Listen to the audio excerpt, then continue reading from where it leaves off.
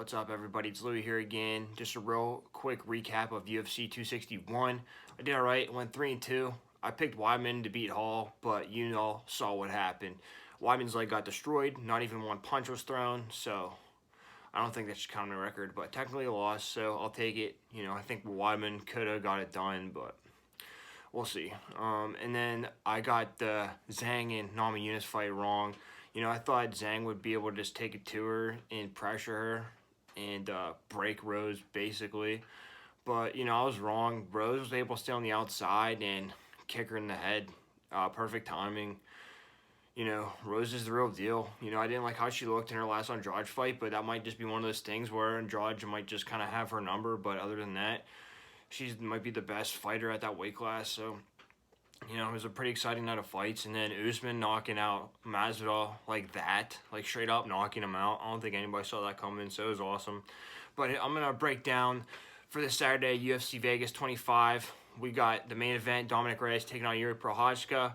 A big matchup at light heavyweight. So let's get into this. I'm trying to make some money. We got 6 fights instead of 5. I want to go 6-0, baby. First fight of the night, we got women's flyweight, 125 pounds. We got Poliana Botelho taking on Luana Carolina. In Poliana's last fight, she took on Jillian Robertson, who's a veteran at this point.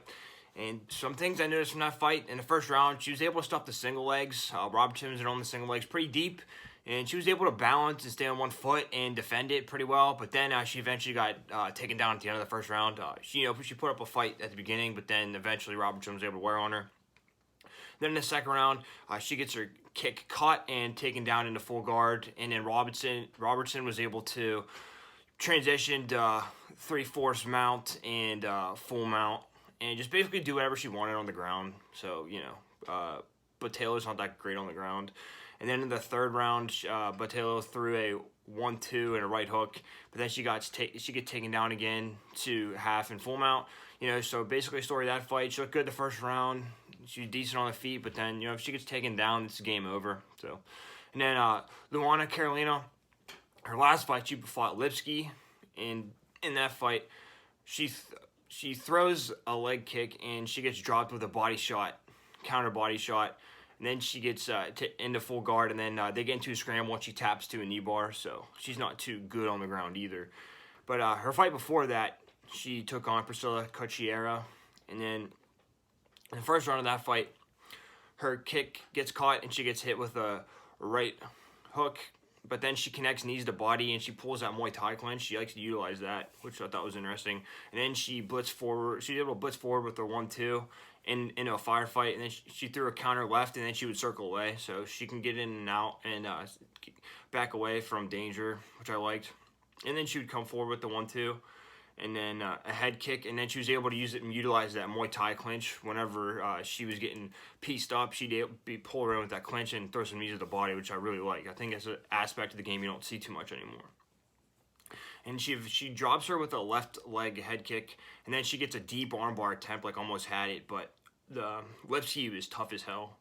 And in the third round, she hits a 1-2 head kick, and then she hit a jab and backed up, you know, just in and out, like I said. And you know, she beat the shit out of Lipsky, basically. Long story short, but Lipsky was tough as hell. You know, in that second round, you know, I don't know how she survived that head kick, but.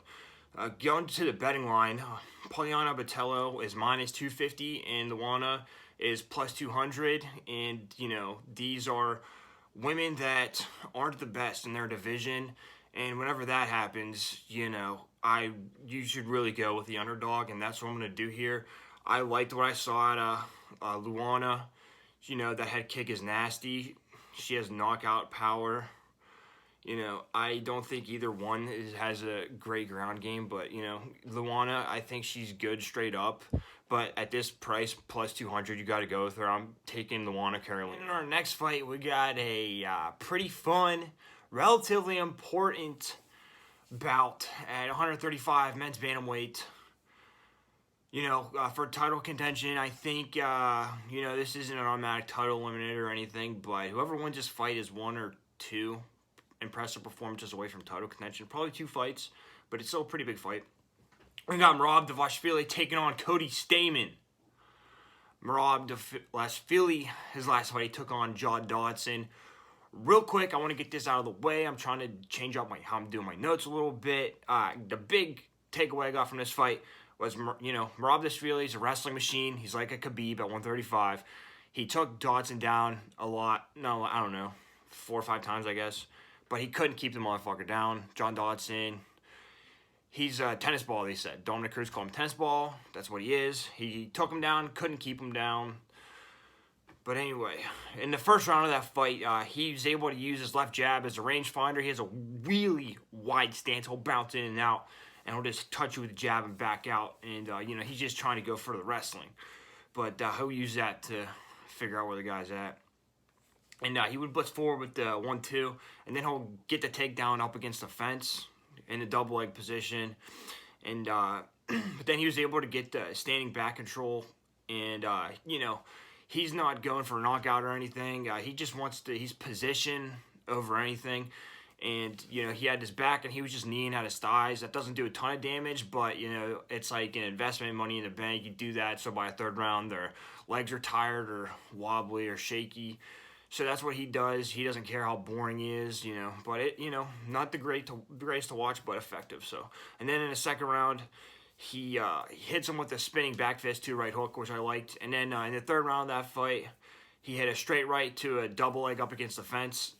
And then he was able to hit him with a hard straight right toward the end. And then made majority of that fight, Merab, they're at striking range, and then Merab will go for the jab, do a couple blitzes, a couple flurries, and then he'll try to get him up against the fence. He'll go for a takedown, but Dodson will pop back up, but Merab's able to clinch up against the fence. Merab likes to slow the fight down. He doesn't stop moving, he slows the fight down, basically. And then Cody Stamen, his last fight, took on Jimmy Rivera. In the first round, his kick gets caught, and he gets taken down immediately, but Cody Stamen, he got some good wrestling, actually. He hit the switch, and he was able to get standing back control on him for the first round. So, it was relatively even. And then in the second round, he's able to get the takedown to standing back control, but then he gets reversed. And then toward the end of the round, he gets hit with a left jab and then the short left while he's coming in. Rivera was able to stay on the outside of him and time him when Stamen would rush forward a little bit too eagerly sometimes. And then in the third round, he got the takedown attempt to the clinch up against the fence, kind of like what Merab does. But then Rivera hits him with the 1-2 to the head and then to the body. And then in that round, he would wait to throw the counter right a little too much.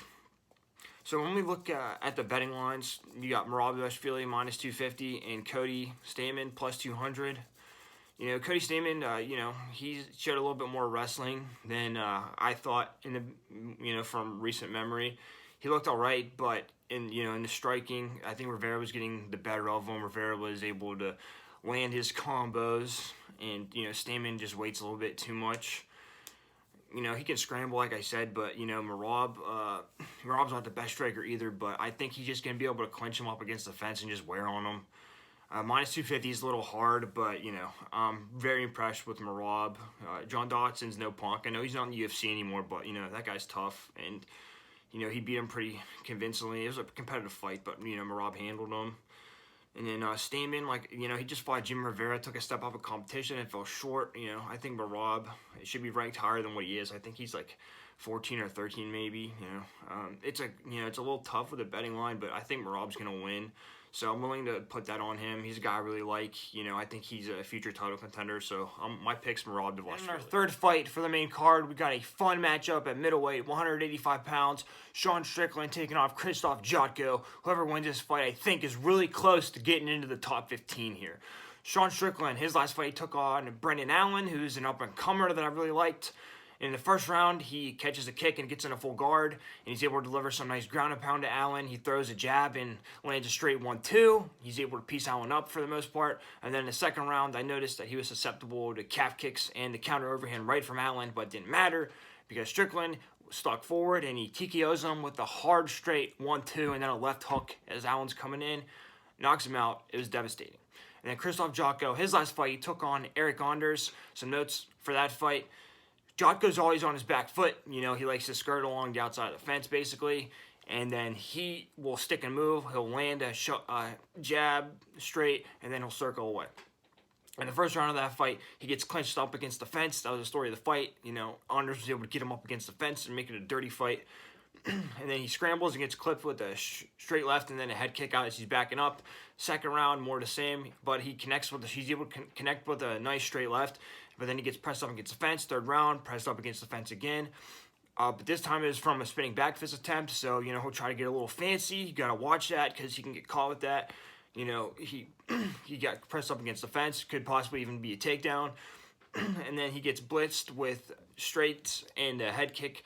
But then he connects with the straight left as Anders was coming forward. He lost that fight, but I thought it was competitive. Honestly, I thought Jocko could have won a squeaky, controversial split decision if they wanted to do that. But, how I see this going, basically Jocko likes to back up and Strickland likes to press forward. And, he's pretty crisp and, he's pretty efficient with the striking. I think Strickland's going to be able to catch him. I think Strickland's going to be able to piece him up. You look at the betting line, we've got minus 265 for Strickland and Jocko's plus 210. I don't like that. I really don't like betting over 200 for a guy. This is a little risky, but, Brandon Allen's a pretty good fighter, and to be able to knock him out, that really impressed me. So, I don't think it's insane to bet this. So, I'm going to go for Sean Strickland, minus 265. Co-main event, we got a stepping stone match. Whoever wins this fight is going to get catapulted into the top 15 and take on a 15 through 10 opponent. We got Chicadze and Cub Swanson matching up at 145 pounds men's featherweight. This division needs some life in it after the championship match got postponed till God knows when. And two of the division stars are out indefinitely.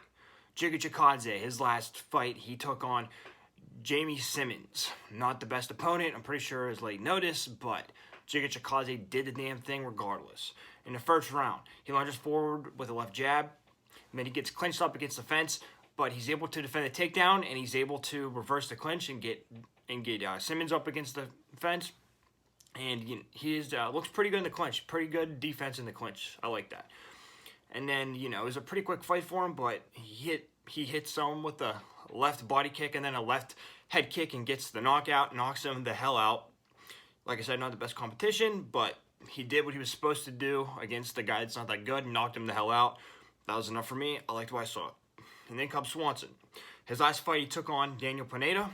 And a quick note for this fight, Cub Swanson is susceptible to low leg kicks and the head kick because he was getting hit with them the whole fight, but he's got a decent chin, or at least he thinks he does, and he doesn't mind eating shots.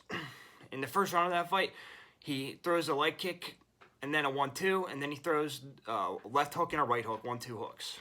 And then he gets in full guard from a slip of Pineda, and then later on, Cub's able to drop him with a straight 1-2, and his striking looked pretty on point.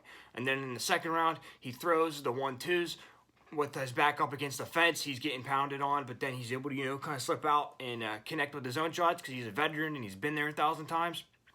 And then he knocks him out with the right uppercut and then a straight right, puts him to sleep.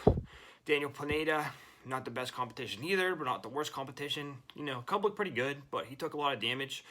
And you got to factor in Cub Swanson's 37 years old at 145 pounds. That's pretty old to begin with. And then all the wars he's been in. And he was on a 4 or 5 fight losing streak before these last couple fights. And Chicadze, he's on a 5-fight streak. He hasn't fought the best competition, but still, he's beating guys, and 5-fight win streak cannot be denied. And you look at the betting line, Chicadze is only minus 165, and Cub Swanson's plus 135. I mean, if you really like Swanson, there's a little bit of profit there for you, but, I think Chicadze's, I think he's going to be able to defend a takedown. Swanson's going to try, and Swanson's best bet is to get in the clinch and make this a dirty fight. But I think Jigga is able to get out of those situations. He's able to stay on the outside of them. He's able to piece him up with his jab and his leg kicks. My pick is Jigga Chicadze. Fourth fight on the main card, we have a banger at 205. Men's light heavyweight, we got Ion Cutelaba taking on Dustin Jacoby. Ion Cutelaba, his last fight, he fought Magomed Ankalaev. They fought before, but that fight didn't count. I'm not looking at it. In this fight, in the first round, he's able to land a inside leg kick on Ankalaev and then an overhand right, and then he follows up with a nice straight right. And he has good striking. He's just a little overzealous, but he's powerful. But then he gets dropped with a straight left as he's coming in, and he gets knocked out with a counter 1-2 off of his overhand right. Like I said, he just rushes in like a madman sometimes, and he got caught. And then Dustin Jacoby, his last fight, he took on Maxim Grishin. I know for this fight, he was able to throw steady leg kicks, which is good, something I like to wear on your opponent throughout the course of the fight, to slow the pace down. In the first round, however, he gets dropped immediately with a jab as he's coming in, but he's able to escape and get back control, and then he lands a head kick of his own, but then he gets knocked down again with the right hook, gets dropped twice in the first round. Not good. But he's able to recover a little bit. In the second round, he lands a hard jab of his own, and he wobbles Grishin with his left hook. And then in the third round, he's able to stick a move with the jab and outstrike him for the rest of the round. It was a close fight, you know. Jacoby got the win. It is what it is. You could have went either way, but honestly, Grishin lost weight, and I think that's kind of why the judges gave it to him. But Jacoby looked all right, but he got dropped too much for my liking, and I think if he gets hit, that means he's able to get hit, and I think if he gets hit by Cutelaba, he's going out. You look at the betting line, Cutelaba is only minus 140, and Jacoby's plus 115. That's in line with what I feel comfortable with. Even if you do take a shot on the underdog, you're not going to make that much money off of plus 115.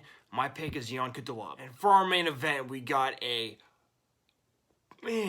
not necessarily a banger, but it's going to be a good fight. At 205 pounds, men's light heavyweight, whoever wins this fight is one win away from being in title contention, not necessarily a title shot, but being seriously considered for the 205-pound strap. We got Dominic Reyes taking on Jiri Prochazka. Dominic Reyes coming off his loss for the title against Jan Blachowicz. The more I think about it, I think Dominic Reyes might need to win a couple more if he wins this one, because he just had 2 title shots and lost both of them, but you never know. Anyway, in that fight, in the first round, he lands with a big straight left, and he's able to stay on the outside of Blachowicz. However, the story of that fight was Blachowicz's heavy left leg kick to the body that turned Reyes' side brutally burgundy. It was bad. But, you know, Reyes didn't look as bad as I thought he did when I went back and watched the fight. And then in the second round, they're in a firefight exchange, basically. He throws an uppercut, and then he throws a left head kick and hits him. But then he gets blitzed with the 1-2, and then he gets kicked in the head. And then he gets dropped with the short left cross when they're in a firefight. Basically, there's an exchange. Blachowicz blitzes forward. Reyes is on the fence. He comes off the fence, then decides to go tit for tat with Blachowicz and just gets knocked the fuck out because Polish power. So that was a little bit of bad IQ on Reyes. He did look a little bit tentative, but, you know, he's able to stay on the outside, slow, fights down. I think if he wouldn't have gotten that firefight, I'm not saying he would have won, but he would have had a better shot. And then Jiri Prochazka, he's coming off a win off of Volkan Ozdemir. In the first round of that fight, he has his hands down the whole time, by the way. And then he throws a jab and then a 1-2. However, he eats a returned left jab. And then he almost gets dropped with the straight right from Volkan. And then he gets pushed back with the overhand right and then hit with the 1-2 because he has his hands down because he likes to be cool, funky, and creative. And he's a counter striker. You know, there's pros and cons with that. Your opponent doesn't know where the strikes are coming from or when they're coming. But the cons of that is you're going to get hit in the face and there's nothing to protect you. And then in the second round, he's able to wobble Volkan with the left head kick, and then he rushes forward and KOs him with a straight 1-2, and it was beautiful. But here's the thing, okay? Volkan Ozdemir, he was good at one time. He fought for the title, but ever since then, you know, people have been getting wins off of him, making their name off of him. So it's a good win for sure, but not the best win to gauge where you're at. If you can fight for if you're going to win a title, you know. But anyway, looking at the betting line, Reyes is plus 112, and Prochazka is minus 137 here. Prochazka is pretty young. He's new to the UFC, and I think he's a little overzealous, and I think Reyes is basically a veteran at this point. You know, he didn't look good his last fight, but he took it to John Jones, gave John Jones as much as he could handle. And I don't think Reyes was in the right mindset for the Blachowicz fight. You know, you hear him talking about it. He basically thought he was going to beat him because nobody thought Jan was good until they saw him beat Reyes and beat Izzy. Now they know he's good, but back then people didn't think he was that good. You know, it's a tough one to call, pretty close fight, but I'm going to go with Reyes. You know, he has more experience. I think he's able to stay outside, and as long as he can avoid the blitzes of Prochazka, I think Prochazka is going to burn himself out in the first couple rounds. Reyes has been there. He has good cardio. You know, he's a veteran, has more experience, and I think he'll be able to catch him with counters. I'm going to go with Dominic Reyes. All right, everybody, thank you for listening to me. I really appreciate it. I also appreciate the subscribes. I'm trying to grow that. You don't even got to watch my videos if you really don't want to, but just subscribe. But you really should watch the videos. You don't got to watch all of them. You can thumb through them or whatever, because it's free advice. It's decent advice. I got a winning record. I know enough. I do my research. You know, it's just listen. It's not that. It's like 20 minutes, something out of your day. Anyway, also, let's start a conversation in the comments. Tell me what I did good. Tell me what I did bad. Tell me what I need to improve on. Tell me what you guys want to see, what you guys want to hear. I'm open for everything. I know I'm not that good yet. I'm trying to get better, so telling me directly, that's going to help me. I can change some things up. Trying to keep it fresh. Trying to do the best job I can. I'd appreciate that a lot. Let's start a conversation. I'm always eager to talk to people about MMA. And then follow me on Twitter. You know, I have some good takes on there sometimes not. But I retweet good stuff too. But also follow me on my Snapchat. I got post-fight breakdowns on there late night.